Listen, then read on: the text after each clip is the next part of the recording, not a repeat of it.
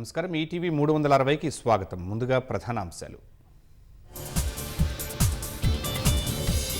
ప్రజావాణిలో 83,000 దరఖాస్తుల స్వీకరణ, 62% పరిష్కారం.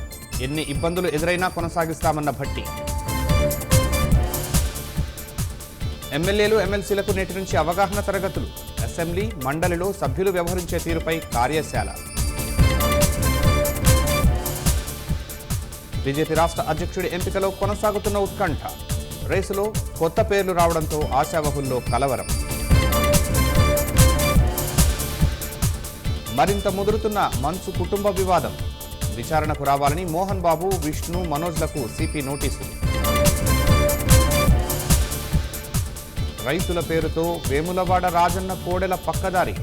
అమ్ముకున్న ముగ్గురిని అరెస్టు చేసిన పోలీసులు. మమతా బెనర్జీకి కాంగ్రెసేతర నేతల నుంచి పెరుగుతున్న మద్దతు. ఇండి కూటమిని నడిపించే సామర్థ్యం దీదీకి ఉందన్న లాలు. రష్యా అధ్యక్షుడు పుతిన్తో రాజ్నాథ్ సింగ్ భేటీ. ద్వైపాక్షిక సంబంధాలు, రక్షణ సహకారంపై చర్చ. సిరియా నుంచి 75 మంది భారతీయుల తరలింపు. సరిహద్దులు దాటి లెబనాన్ చేరుకున్నట్టు విదేశాంగ శాఖ వెల్లడి.